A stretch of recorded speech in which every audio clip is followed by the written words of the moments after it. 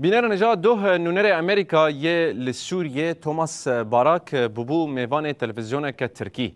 گریدای حکومتی یا نزیکی ویا پیشکشوان اوی برنامه ج باراک دپرسه گلو ویکنگی امریکا جیه پگیره بیجه ایدی بسه ایدی پیوستی آمه بو نمایه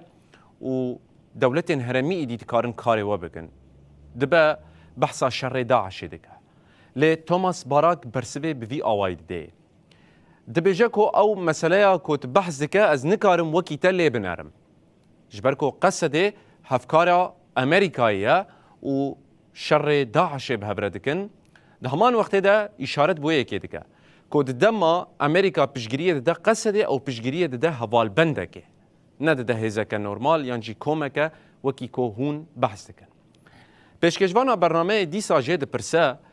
گلو ده وارد دوسیاین کووی گاویل سوری بریودچن اگر تبلیبونا ده نوا ارتشا سوریه ده به یعنی مجارن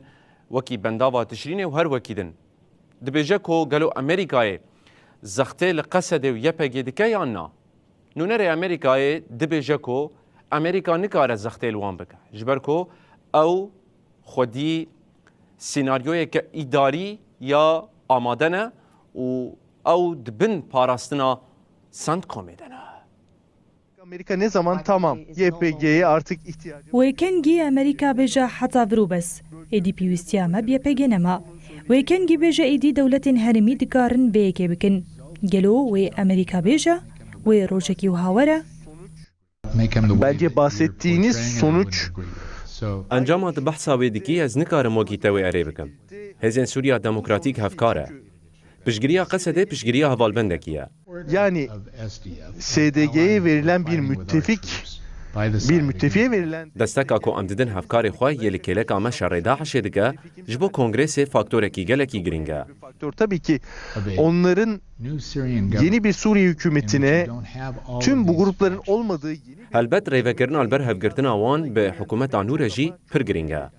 جلو أمريكا زختي ليبيجي وقصد دكا يان أنيكاريا في تشتي دكا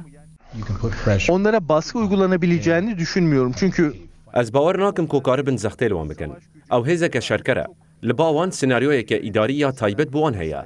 او نهاد بن پاراستنا فرمانداری ناوندی امریکا سانتکو میدنه